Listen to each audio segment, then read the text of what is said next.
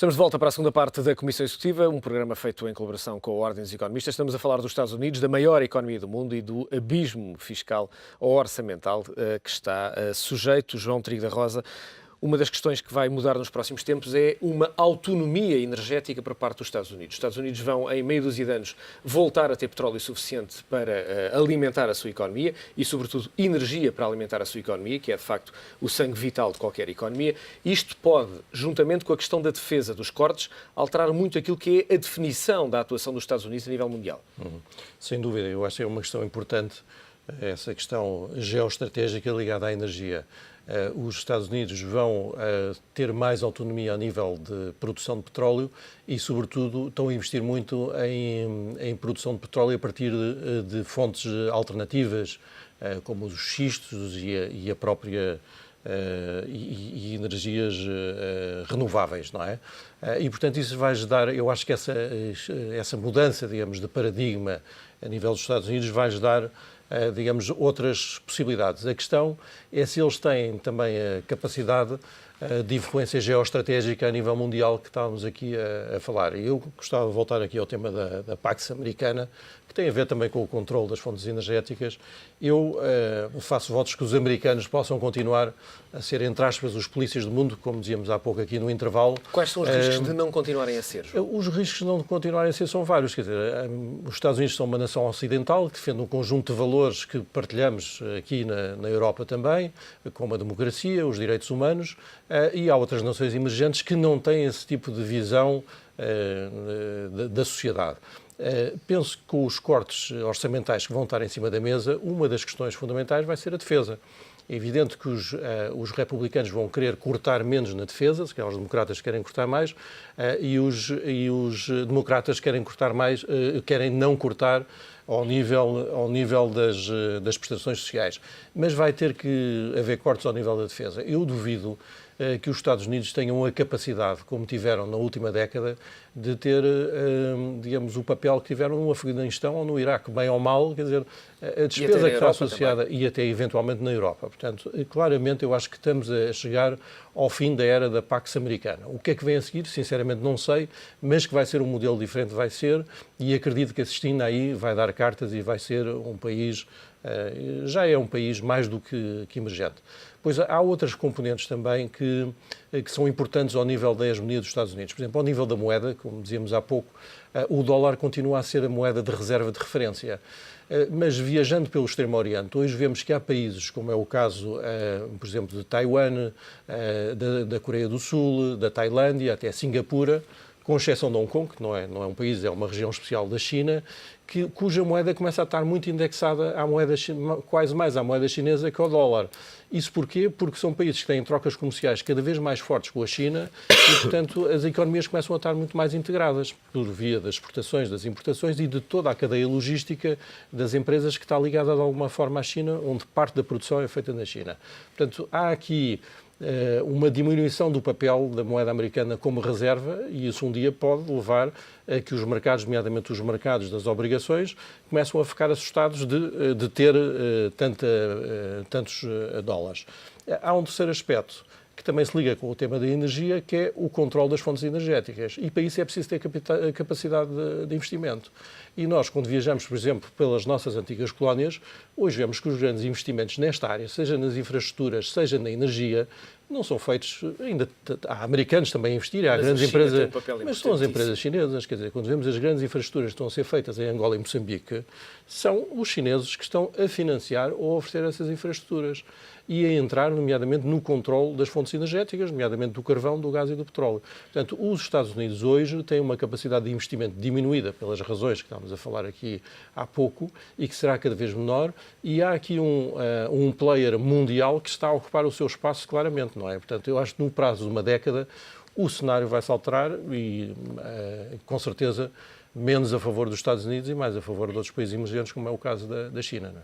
Nelson Brito, uma das questões que também tem vindo a mudar de forma negativa nos Estados Unidos tem a ver com uma restrição maior na política de imigração. Isto tem efeitos, nomeadamente ao nível do empreendedorismo. Silicon Valley vai perdendo algum campo, por exemplo, para o Chile, tem vindo a fazer uma aposta grande, obviamente diminuta aquilo que é a escala de Silicon Valley, mas há de facto também algumas restrições burocráticas nos Estados Unidos que há muitos anos não se registavam e que travam aquilo que é o melhor da economia norte-americana, que é a iniciativa.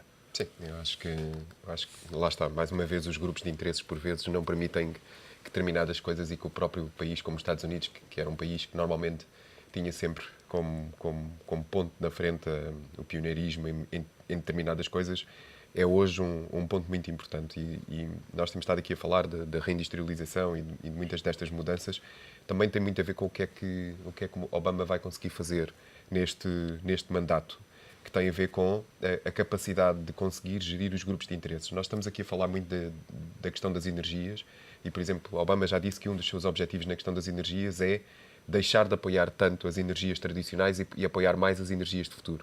E aqui a questão, por exemplo, na energia, e também tem a ver com essa questão da imigração, tem a ver com a capacidade que ele vai ter de conseguir lutar com os grupos de interesses que são muito fortes. Não podemos esquecer que as petrolíferas, por exemplo, que é o caso das energias mais tradicionais, são companhias com bastante capacidade de lobby pela positiva, mas consegue ou não consegue Obama lidar com os grupos de interesses de realmente conseguir mudar os apoios que o Estado americano tem dado hoje às energias tradicionais para energias de futuro e para energias mais limpas? Consegue ou não consegue fazer essa gestão? Consegue Obama lidar com os grupos de interesse que, por vezes, tentam pôr mais pressão para a diminuição da imigração e para a diminuição dos empreendedores que têm sempre procurado os Estados Unidos para fazer crescer os seus negócios, para fazer crescer as suas ideias? Consegue ou não consegue nas indústrias que hoje em dia, pura e simplesmente, a única coisa que fazem é manter o seu headquarter nos Estados Unidos e depois o fluxo financeiro passa completamente por fora dos Estados Unidos e, já para não falar, a produção passa há muitos anos por fora dos Estados Unidos, e consegue ou não consegue incentivar a que essas empresas voltem a produzir nos Estados Unidos, mas para que consiga fazer isso tem que diminuir os apoios noutras indústrias que, entretanto, sempre viveram com apoios. Então, há aqui uma gestão que se espera muito deste novo mandato presidencial, porque normalmente no segundo mandato presidencial não há uma necessidade de Obama pensar como é que vai ser reeleito nas próximas eleições. Mas aqui há uma necessidade do próprio país. Há uma necessidade do próprio país, Rui, mas também há uma necessidade da Europa, há uma necessidade de Portugal e é sempre posta a política primeiro do que... É sempre posta a possibilidade da reeleição antes de qualquer coisa.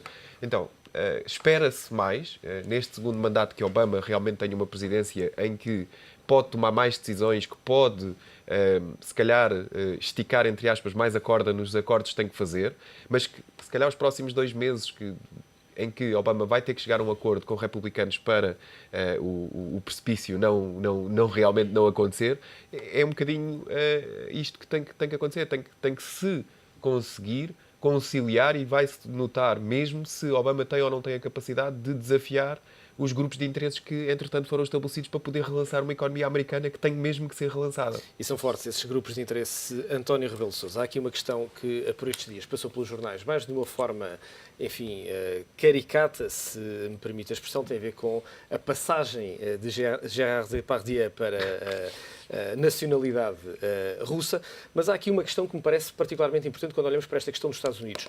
Há uma perda de influência de novo dos Estados Unidos face, por exemplo, a blocos como, por exemplo, a Rússia, que tem vindo de novo a ganhar um peso importante, obviamente, porque está sentada em cima de muitos milhões de dólares de energia.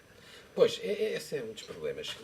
Nós temos que reconhecer que hoje em dia, em termos de análise da correlação de forças na Europa, há de facto o perigo de haver uma alteração a favor de um aumento, digamos assim, das zonas de influência russa, designadamente na Europa de Leste. Isso não tem que ver apenas com a situação na economia americana, também tem que ver com a situação da economia e, sobretudo, com a situação da economia europeia. E com credibilidade da economia europeia e com os problemas que o processo integracionista europeu está a experimentar. Mas pode haver aqui algum efeito de imã por parte da Rússia? Há aqui um aspecto que é particularmente importante. Nós temos que reconhecer, eu estou totalmente de acordo com aquilo que foi dito sobre a questão energética nos Estados da América. Os Estados da América consomem cerca de 25% da energia mundial e a população é 5% da população mundial, que é uma coisa notável. Agora, há também o nuclear, não devemos também esquecer o nuclear. Quer dizer, eu realmente sou considerado pró-nuclear só porque digo que é preciso não esquecer o nuclear. Sempre que eu digo que é preciso também não esquecer a hipótese nuclear, realmente é um malandro, ele é pró-nuclear. Ora bem, mas eu acho que realmente, para além das energias renováveis, e acho que os Estados da América não se vão esquecer, realmente também é essa hipótese alternativa para realmente conseguir alguma independência energética. Mas eu sou um bocadinho mais otimista porque penso que há um efeito de demonstração e imitação que é importante, não só em termos de comércio externo, mas também em termos de modelo de sociedade e que se vai fazer sentir nas novas economias emergentes, na China, na União Indiana, etc., e que vão levar a que, havendo alterações ao nível do sistema, os custos marginais de produção venham a aumentar nesses países e, portanto, isso vai afetar negativamente a competitividade externa desses países, vis-à-vis, por comparação, digamos assim, com a economia americana e com as economias industrializadas. Portanto, tenho esse ponto de vista que é discutível, por causa um bocado da linha de Krugman e tal. Bem, mas, enfim, para além disso, que já introduz aqui uma nota mais otimista, do ponto de vista da competitividade das economias industrializadas em relação às novas economias emergentes, há aqui o problema da Rússia. O problema da Rússia é um problema grave porque os russos sempre tiveram uma concepção imperial, de exercício do poder imperial de tipo territorial. Quer dizer, ao contrário daquilo que se costuma realmente dizer da esfera de influência americana, os Estados da América realmente ajudaram os europeus na Segunda Grande Guerra Mundial e não puseram aqui um governo geral, não é? Realmente, quiseram ir-se embora o mais rapidamente possível. Ora bem, e mesmo com o Iraque, vão sair do Iraque, realmente, e já estão a sair do Iraque, etc. Não instalam lá um governo geral. Os russos instalam mesmo um governo geral. Ora bem, portanto, tem uma concepção de império que é de tipo territorial, ocupação mesmo. Ora bem, e há aqui uma coisa que nós não podemos esquecer, é que a capital do Império Russo era Kiev, quer dizer, portanto, há muitos anos atrás. Portanto, para eles é inconcebível que a Ucrânia passe para a esfera de influência ocidental. É um bocado como nós realmente Guimarães passar realmente para a Espanha. Para eles é uma coisa inconcebível. Ora bem, e eles continuam a pensar dessa maneira. Quer dizer, e o Putin é isso. Quer dizer, portanto, acresce que eles foram humilhados com a queda do Muro de Berlim. Quer dizer, aquilo que aconteceu, de alguma forma, com os nazis, com a Alemanha, realmente com a Primeira Grande Guerra Mundial, realmente que foi a humilhação e que depois dá sempre a origem, não é?